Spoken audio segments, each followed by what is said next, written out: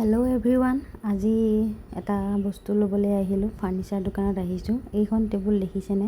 ছোৱালীজনীৰ কাৰণে পঢ়া টেবুল এখন নিবলৈ আহিছিলোঁ। প্ৰথমে ভাবিছিলোঁ প্লাষ্টিকৰ নিওঁ, কিন্তু প্লাষ্টিকৰ নাপালোঁ। এনেকুৱা এটা জোখত মানে প্লাষ্টিকৰ ডাৰ্নিংবিলাকহে আছে, ইয়াতকৈ সৰু নাপায়, আৰু যদি সৰু হয় একেবাৰে সৰু। সেয়ে দেখাই দিলে বোলে এখন ফল্ডিং হয়।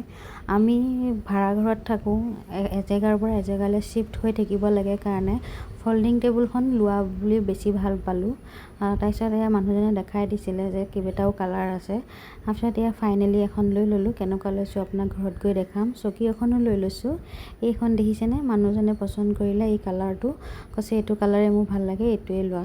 এতিয়া দেখাই দিছোঁ কেনেকুৱা হয়। এতিয়া আপুনি এইখন ফল্ডিং মানে টেবুলখন ল'লে য'লৈ যায় ত'লৈ আপোনালোকে সহজতে লৈ যাব পাৰিব। আমিও ভাবিলোঁ, আমিতো ভাড়াঘৰতে আছোঁ, সেয়ে ভাবিলোঁ যেতিয়া ইয়াৰ পৰা শ্বিফ্ট হ'ম তেতিয়া নিবলৈ সুবিধা হ'ব, প্লাষ্টিকখনতকৈ বেয়াও নহ'ব। তাৰপিছত এয়া তেওঁ ধুনীয়াকৈ ফিটিং কৰি দিছে ছোৱালীজনীৰ কাৰণে।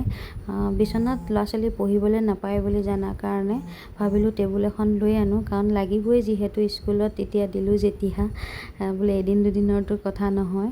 তাৰপিছত এয়া ধুনীয়াকৈ তেওঁ লগাই দিছে। তাৰপিছত আমি টেবুলখন লগাই পেলাই বেলেগ কাম কৰি থাকোঁতে এয়া দেখিছেনে? ছোৱালীয়ে নিজেই ধুনীয়াকৈ টেবুলখন সামৰি লৈছে। মই একো কৰাই নাই, তাই মোক মাতিছেহে, চোৱাহিচোন মা, আজিলৈকে